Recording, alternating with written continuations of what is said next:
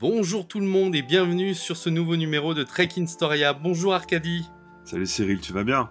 Eh ben très bien et toi? Ça va, hein, le week-end commence, on est content, il fait beau. Donc c'est bien, l'été s'annonce chouette. Ouais, il s'annonce déjà chaud, il fait déjà chaud ici à Lyon. Ah Je sais pas. bah ici il fait ensoleillé, et j'espère qu'il fera pas trop étouffant, mais bon. Hein. Ah, ok. On est là aujourd'hui pour parler d'un monument de la science-fiction, Le Yes, jour où la Terre s'arrêta, de, de Robert 1950 Wise. de 1951. Et ouais, donc un gros film que j'avais jamais vu et que du coup j'ai pris le plaisir à découvrir. Robert Wise qui nous est pas inconnu parce que c'est le réalisateur de Star Trek de Motion Picture. Ah J'ai failli dire putain, de slow motion picture, mais tu as le droit. voilà. T'as le droit. Bah Et c'est oui. cool ça. Et on est toujours sur notre thématique des premiers contacts extraterrestres. Ouais, on a Donc fait voilà. Arrival, Sphère, Abyss, et maintenant Le jour où la Terre s'arrêta, qui pour le coup, pour moi, est beaucoup plus un film de premier contact que ce qu'on a vu jusque-là. À part Arrival, Oui. qui est vraiment du premier contact, c'est même dans le titre, je crois. Hein. C'est entre Sphère et Abyss, je trouve que bah, celui-là est vraiment un film de premier contact. Qu'est-ce que t'en penses? Mais clairement, déjà le film en lui-même, il est de 1951. On peut raconter un peu l'histoire du film très Ouais. simplement. Hein. On est donc en pleine guerre froide dans les années 50 et une soucoupe volante se pose au cœur de Washington DC avec un être qui en sort, un être qui s'appelle Klaatu et qui a un message à délivrer à tous les êtres humains, de la Terre. Et il veut ne délivrer son message qu'à tous les êtres humains en même temps. Et du coup, il décide, le temps que tout ça se mette en place, d'explorer un peu la vie quotidienne des terriens pour Ouais. comprendre pourquoi on est aussi violent et aussi retranché dans nos peurs que l'on est, tout simplement. Ouais. Voilà, pour un petit résumé Il est du là aussi film. en observateur de la Terre, il essaie de comprendre la planète. Effectivement, il va se mélanger à un échantillon de la société américaine dans une petite maison de pension. Voilà, donc il va vivre, bon, je vais pas dire tout un tas d'aventures parce que pas vraiment, mais et en fait, ce qui est intéressant avec le film, c'est qu'il y a deux trucs. Tu as à la fois le côté extrêmement humain avec Latou qui, avec cette pension de famille, prend acte de l'humanité au sens individuel, ces individus, à travers Gort, le robot. Gork, le robot, ouais. En fait, c'est l'humanité au sens peuple, nation, qui se présente, qui est analysé. Et donc, c'est les deux aspects de la Terre qui sont questionnés autour de dans ce film, quoi. Alors, film qui est je l'ai trouvé très moderne. Je Mhm. m'attendais à un film très long, très lent, mais en fait, il est vachement séquencé pour Mhm. un film des années 50. C'est à croire presque qu'il a été réalisé aujourd'hui, quoi. Je me Ouais. suis pas ennuyé une seule seconde pendant le film. Je l'ai trouvé prenant. J'avais vachement peur, parce que j'ai toujours des a priori sur les films des années 50 en noir et blanc, sur la narration qui est Ouais. toujours lente. Et là, le film a un rythme assez soutenu. Tu perds vraiment pas ton temps, quoi. Tu passes vraiment 1h45 de film intense. Alors, j'ai pas vu le remake avec Keanu Reeves. Ça vaut pas la peine. Euh, Ça vaut pas la peine. Ça Ok. vaut pas la peine. Mais le film en lui-même se suffit déjà. J'ai trouvé que même la fin était une fin ouverte. Donc, on va en parler de tout ça. Dans les thématiques majeures, on a la peur de l'autre, la guerre et la paix, la Mhm. science et la spiritualité, et on a l'humanité face à l'épreuve de la découverte du fait qu'elle est pas seule dans l'univers, quoi. Donc c'est assez intéressant.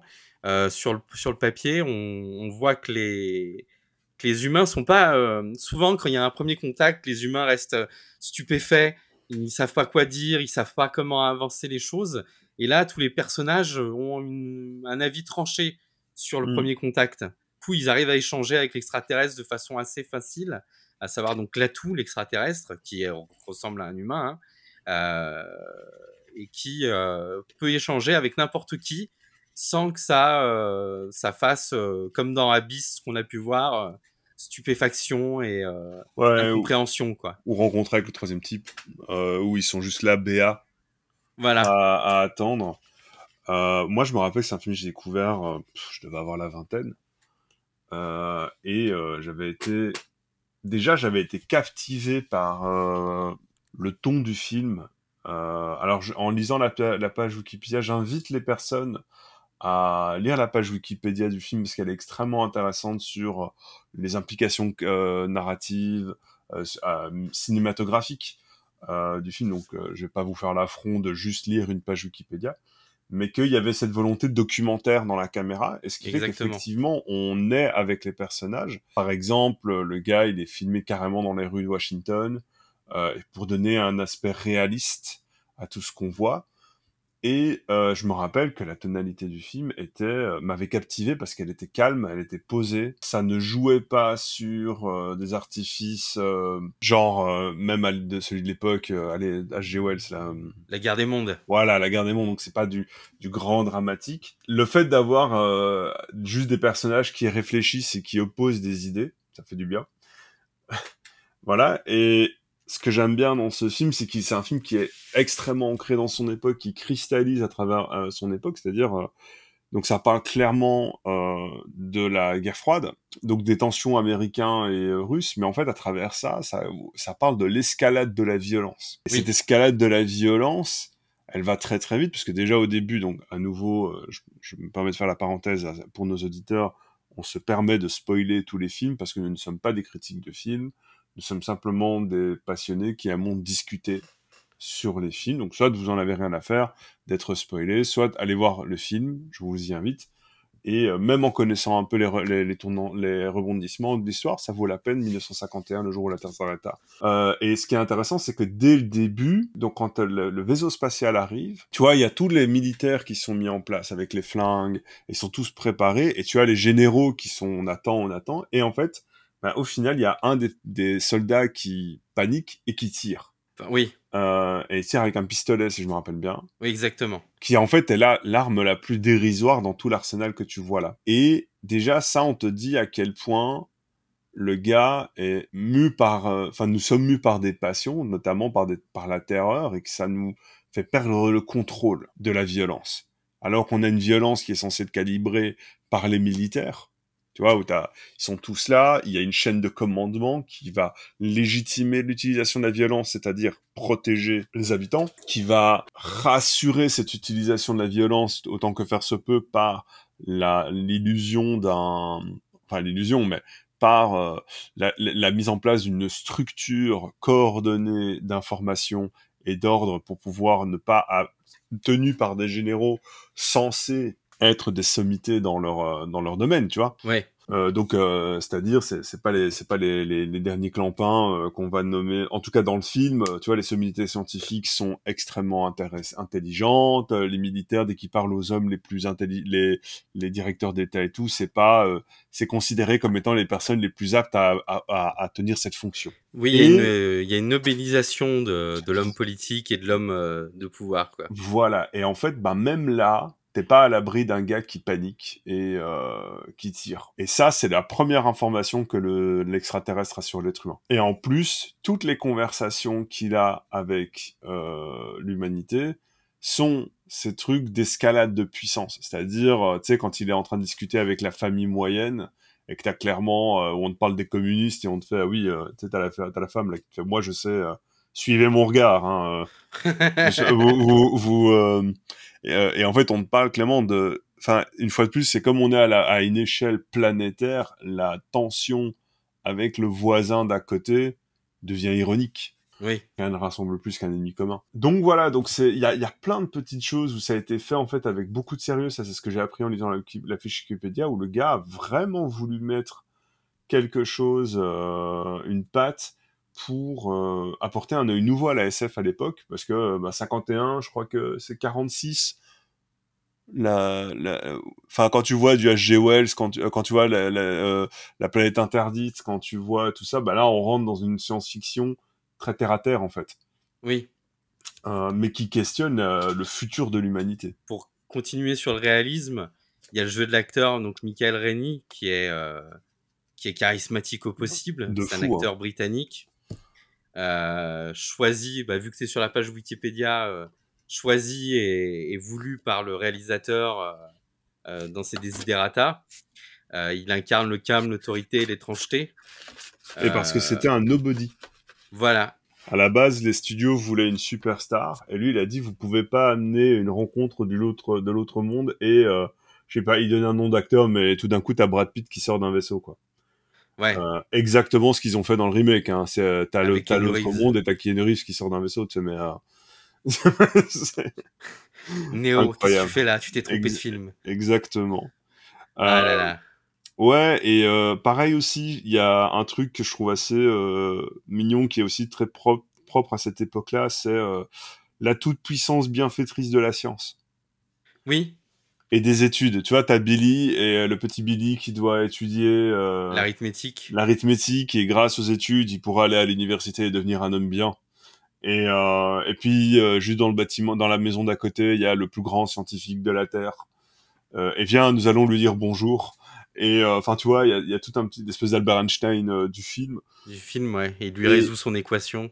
je trouve que c'est un film qui, une fois de plus, à part tous ses aspects, cristallise complètement son époque. C'est un peu le Wargame.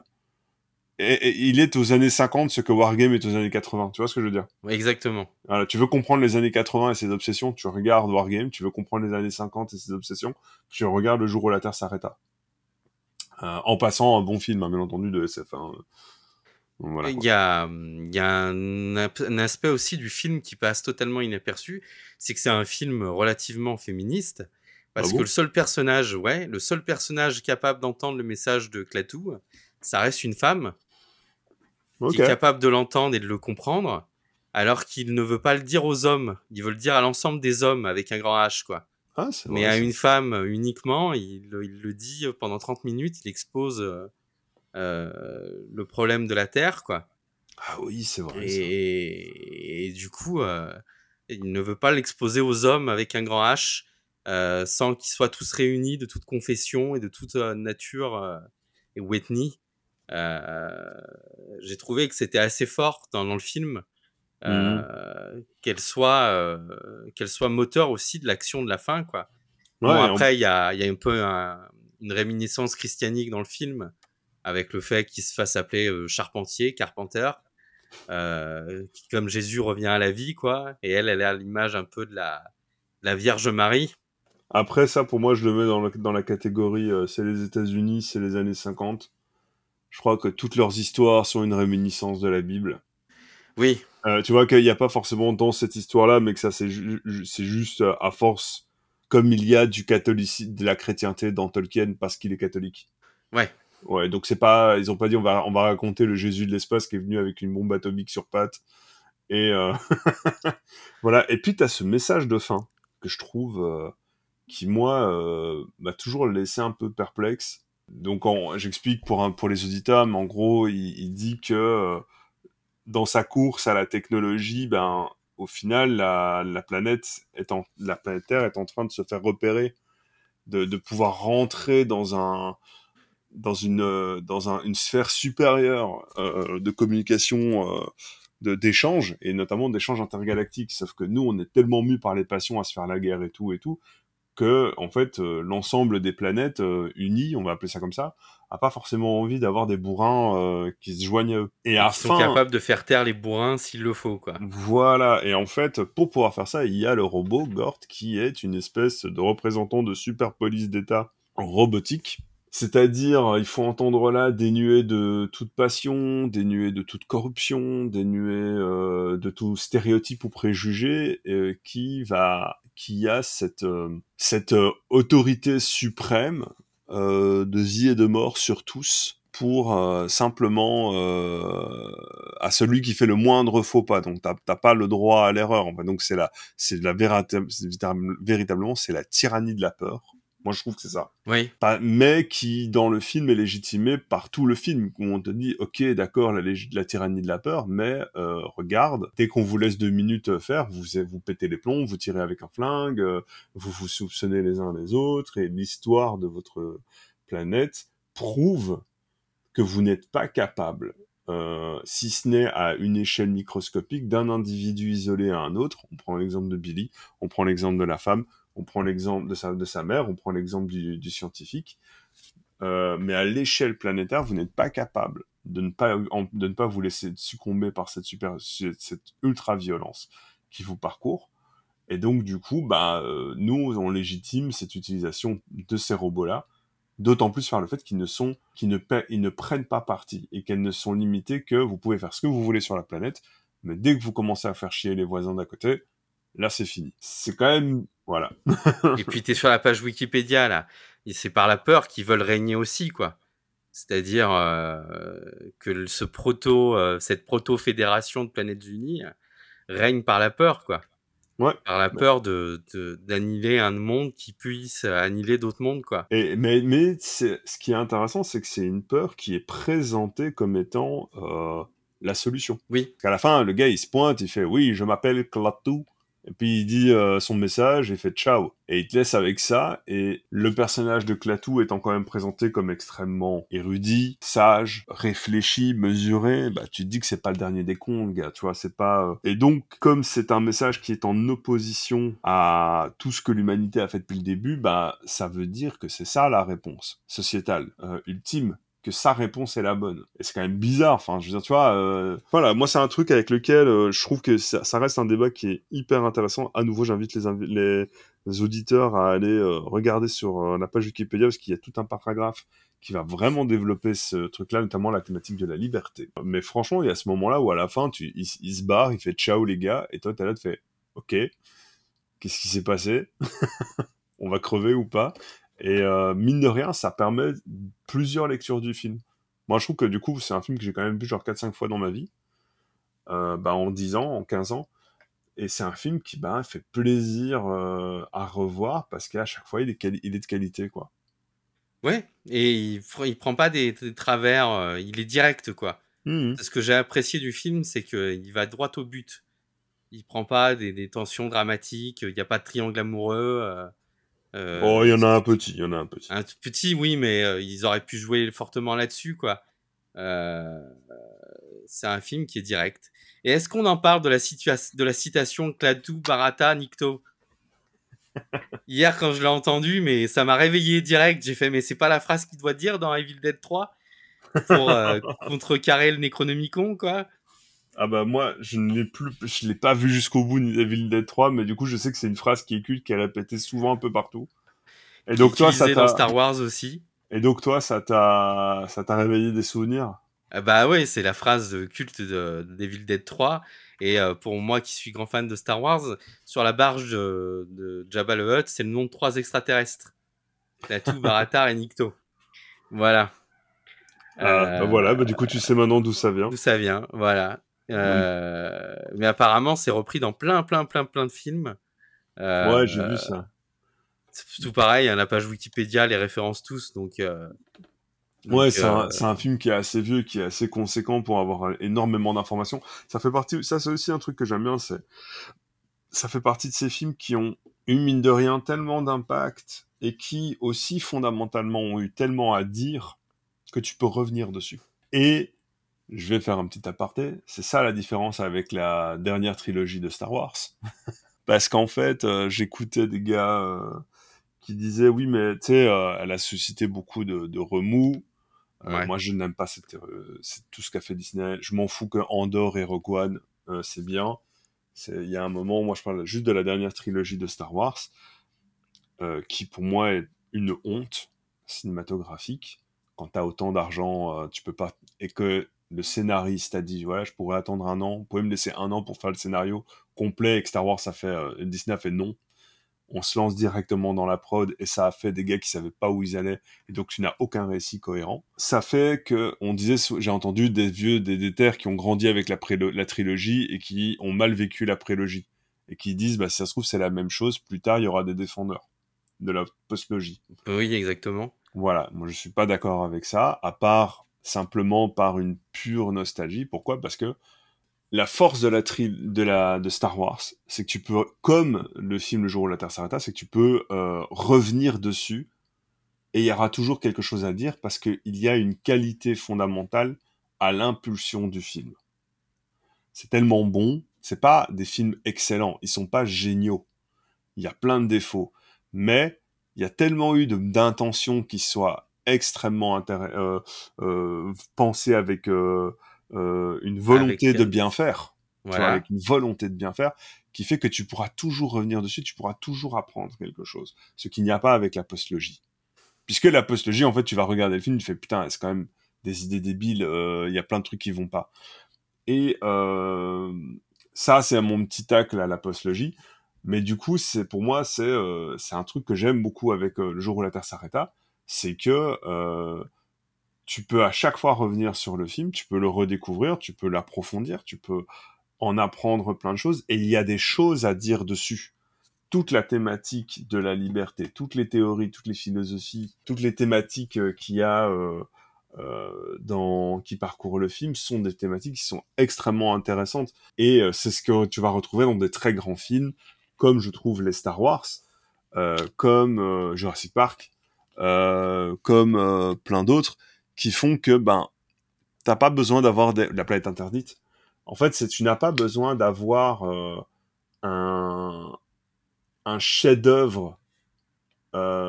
C'est juste pour en fait. Enfin, le film n'a pas besoin d'être un chef-d'œuvre. Il a juste besoin d'être fait avec compétence et amour du métier.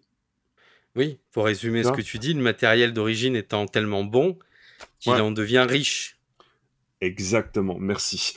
Voilà, Merci.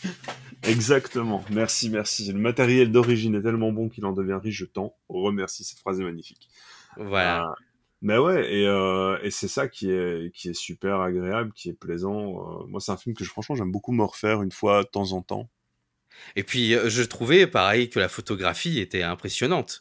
Pour un film en noir et blanc, je l'ai vu sur mon écran 4K, HD, LED et tout le team, là. J'ai Mhm. trouvé que le film avait pas vieilli graphiquement, quoi. Oui, Que oui, il est il y a pas de grandiloquent. grain, Ouais. il y a pas de grain, la lumière est superbe. Le côté documentaire du film, comme tu l'exposais, rend le film réaliste, presque naturaliste, Mhm. dans ce que deviendra la nouvelle vague française derrière. Du coup, non, non, le film est bon et c'est pourquoi il fait partie des films sauvegardés par la National Cinémathèque américaine et puis la Cinémathèque française, parce que il reste un chef-d'œuvre. On peut le dire, quoi, même si c'est un film de genre, parce que forcément, il va être classé dans un film de genre de science-fiction. Pour une fois, Robert Wise, clairement, ça expliqué aussi dans la page Wikipédia, voulait pas faire un film de commande, il voulait vraiment faire un film comme il l'entendait, quoi. Alors que c'est un Donc, yes man, le mec. et ouais, voilà. Et tu sens ce que deviendra Star Trek, le motion picture derrière, quoi. Tiens, et Euh, du coup, toi, les connexions que tu pourrais faire, parce que t'as beaucoup plus baigné dans Star Trek que moi, est-ce que t'as retrouvé déjà... Bon, alors TOS, à mon avis, c'est trop près, c'est 63 TOS. ouais, 60 68 ou 63? 68? 69, 9? je crois. Est-ce que t'as retrouvé des connexions? Oh, bah, tout ce Ou... qui est Android, Mhm. tout ce qui est Android et robots, dans TOS, t'en as pas mal. Sur le transhumanisme, des thématiques sur le transhumanisme, l'amélioration des humains par la robotique. Par la Euh, technologie dans le cas de voilà, Par la science dans le cas du film, ouais, je vois. exactement. Plus tard, après, il y a la proto-fédération, quoi. Mhm. Enfin, on va pas me faire croire que J.J. Abrams s'est pas inspiré du film pour sa Fédération des Planètes Unies, quoi. Jane Sachant que le Roddenberry, film, tu veux dire. Jane voilà, Roddenberry. pardon, John Ouh Roddenberry. là là Oula, là là là là. on parlait de Star Wars, c'est pour ça. Gene Roddenberry s'est pas inspiré de ça pour sa Fédération des Planètes Unies, en sachant que le film est tiré d'une nouvelle. Donc, Mhm. du coup, oui, il y a des liens assez faciles à faire avec Star Trek. Donc la Fédération des Planètes Unies, la robotique, là où Les... l'homme dépasse l'homme, Moi, je parce que trouve aussi. Klaatu Vas-y. est un humain amélioré par la science, le savoir, et il s'est détaché de tout ce qui l'a rendu cupide, ce qui rend l'humain cupide, quoi. Comme dans la Fédération, comme un Kirk, même Mhm. avec ses défauts. Voilà. Et tu voulais dire? Oui, puis il y a aussi l'étrangeté de la rencontre.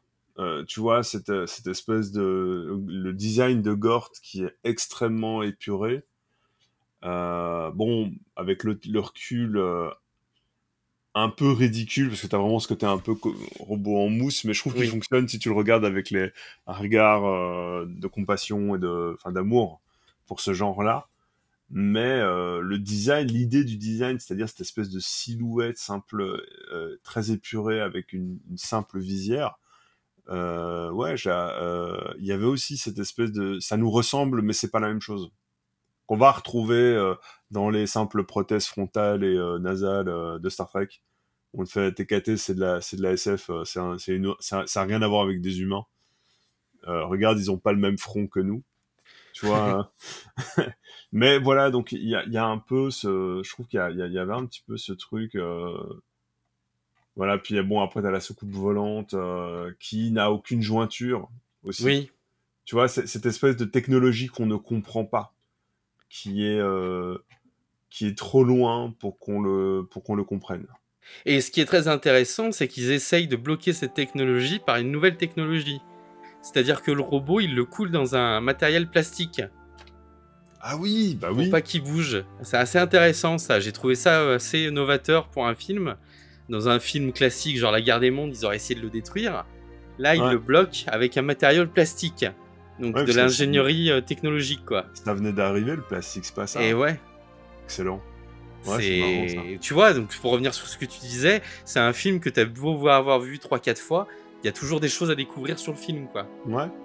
Et voilà, c'est un film que je conseille à tout le monde de le voir si ça... Enfin, je veux dire, à part être limité, si juste le fait de voir un film en noir et blanc vous limite, ok, n'allez pas le voir. Mais c'est un film qui n'a pas pris une ride dans le plaisir que tu peux avoir à le regarder, quoi. Tellement il est comme La Planète Interdite, il n'a pas mal vieilli, il fait parfaitement ce qu'il a à faire. Donc voilà, moi j'invite vraiment les gens à voir ce film. Ça pourrait presque être un épisode de Black Mirror en light. Ah bon? Ouais, enfin un bon épisode de la 4e dimension, quoi.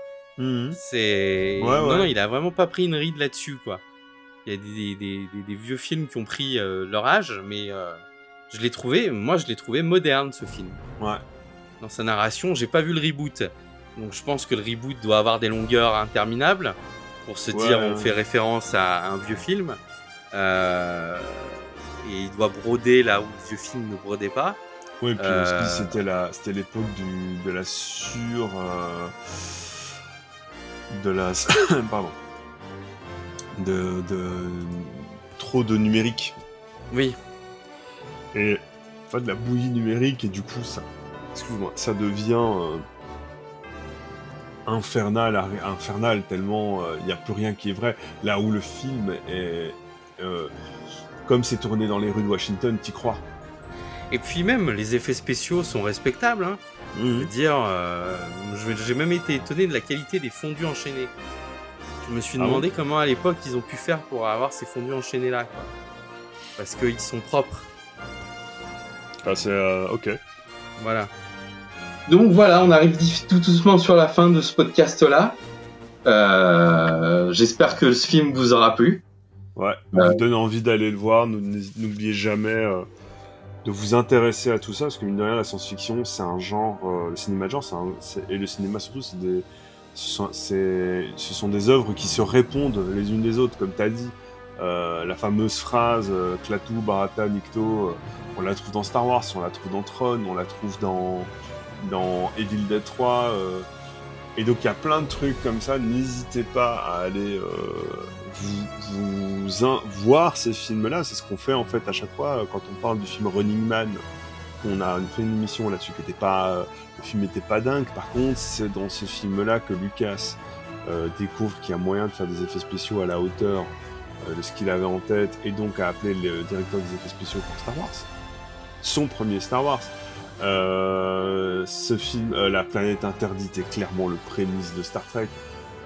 Et ce film-là est le prémisse, pour moi, quand même, d'une science-fiction qui se veut extrêmement sérieuse, noble, dirons-nous, où on n'a pas besoin de faire des piou-piou et des giant octopus from an out of space, ce genre de choses, quoi, tu vois.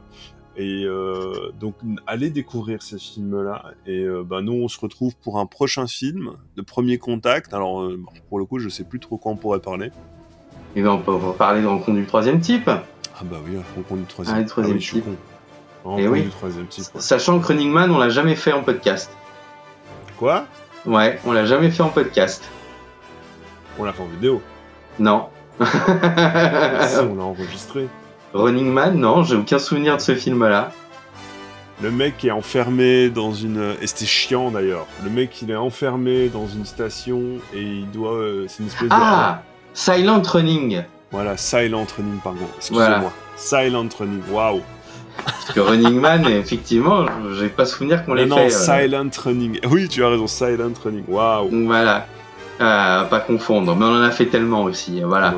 On a combien d'émissions là ? Ça fait quoi, 2 ans, 3 ans ? Ça fait 2 ans et demi et on en est à plus de 30 émissions. Quand même, hein. C'est pas mal. Pas de votre gueule, hein. On est toujours en train de chercher le meilleur sujet possible. Voilà. C'est tout pour nous aujourd'hui. Si vous avez aimé, n'hésitez pas à laisser un like, un commentaire, 4 petits cœurs ou 4 likes, enfin, tout ce qu'il faut pour que ça aille bien. Et puis, on se dit à bientôt. Ouais. Allez, bisous, ciao. À bientôt dans les étoiles. Ciao. Ciao.